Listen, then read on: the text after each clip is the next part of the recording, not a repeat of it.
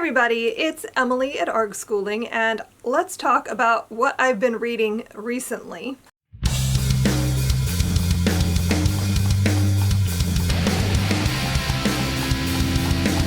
I have not been great at keeping up with these. I kept saying I was going to do them like twice a month, and I haven't always, but I'm going to try to, throughout the rest of this year if I can, stick to that. So we're going to talk about the 5 books I've read so far in August.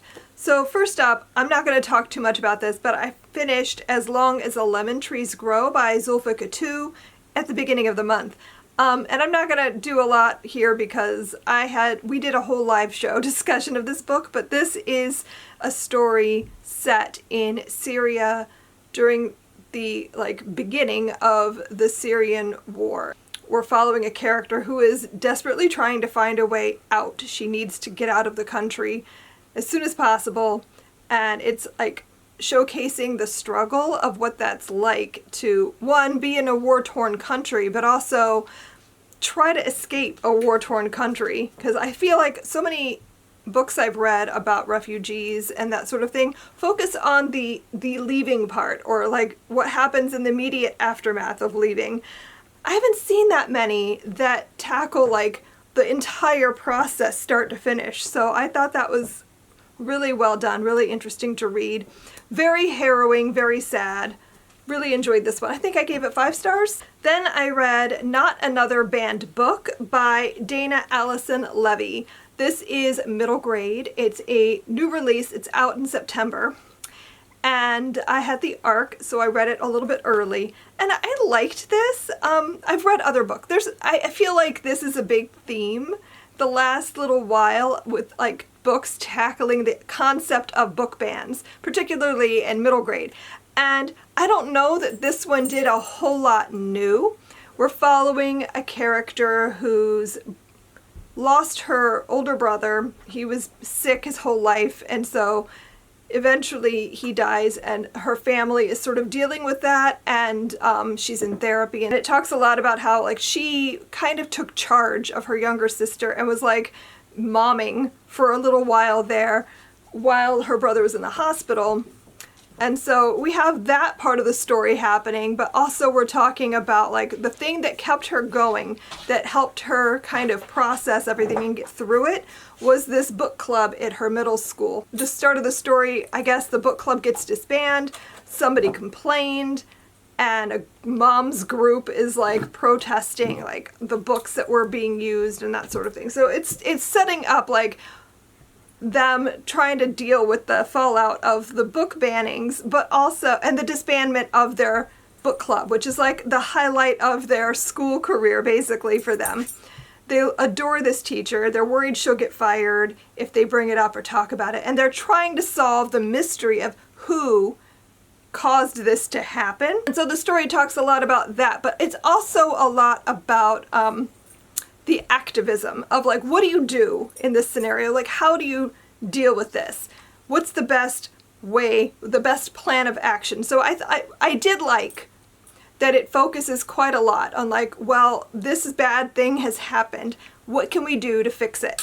Because I think sometimes it's easier to just dwell on these bad people are messing up our lives and we're just gonna be mad about it. And so I really liked that it had like an action plan. Like the kids spent a lot of time brainstorming and working on things that they could do. And I think that might be like the thing that sets it apart from other books on this topic. Although I feel like most of them do have some aspect of that. I feel like this one had a lot more of it. And I gave this one 4.5 stars. Then I read The Night War by Kimberly Brubaker Bradley. This has been on my TBR since it came out. This is one of my most anticipated books, so I finally got to it.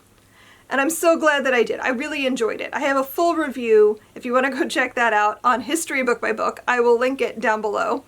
But I thought this was great. This is a story about World War II, and we're following a character whose family is Jewish, and they lived in Germany, and then they moved to Paris at the start of the war because they believed they would be safer there. And of course, Germany invades and the Jews all get rounded up, and she is able to escape and is taken in to a convent. She was supposed to be there with this little girl who she thinks of as her sister, but it's more like a close family friend. And this little girl gets taken away from her, and she is devastated that she wasn't able to protect her and keep her close.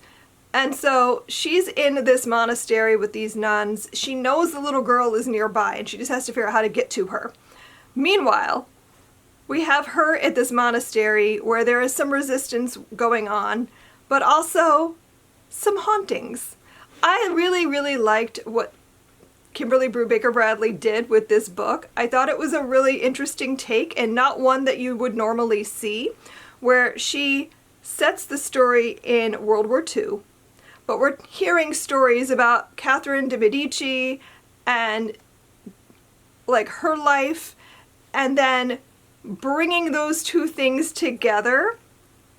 And it worked better than I expected. When I realized what was happening, I wasn't sure, but by the end of the book, I was fully on board. I really liked it. I really loved how she brought those things together. I liked the story overall. I really liked the characters. There is like some little like mystery plot twist things that as an adult I saw coming, but I could see like a middle grade reader who is the target audience being like, whoa, blown away by that. So I liked it a lot. I gave this 5 stars. Like, I don't think I'll ever give a Kimberly Brubaker Bradley less than 5 stars. At least I haven't yet. I think her books are all great. I think this one is too. Highly recommend.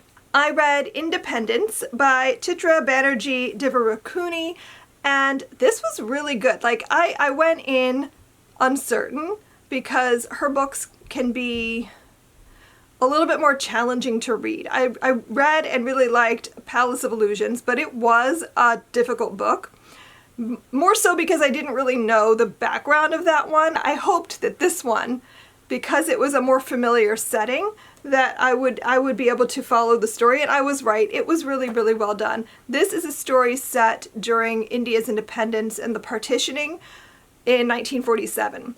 And we're following 3 sisters and their lives and like how their stories intertwine and separate and like come together, and it was really beautifully done.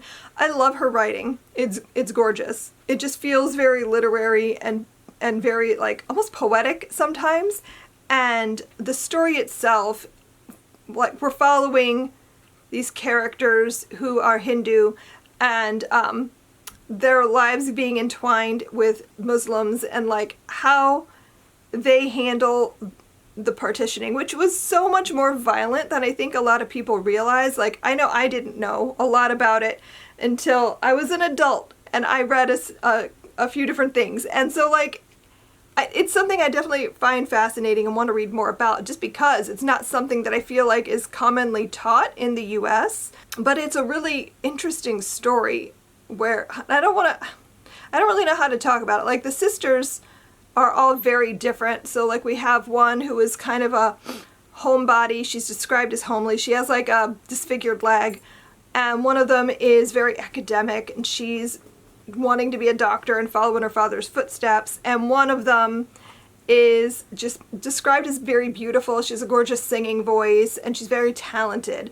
And each of them are very different, but they still have this beautiful bond that you follow throughout the story as they're being separated and brought back together and pulled apart. And it's full of drama, full of just like harrowing scenes, and it's just really beautifully done. Like, I loved it. And this was a 5-star for me. And then I just finished reading this morning Just Like Mother by Anne Heltzel. And this was by far not a book I enjoyed. I was interested enough to keep going, to see if it was going to do what I thought it was going to do. And it did. Like, this is a horror thriller, and I definitely would say it leans more towards thriller than horror. There were some moments that I thought we were going to get somewhere with the horror, and it did not. My big issue with this book is how stupid the main character is.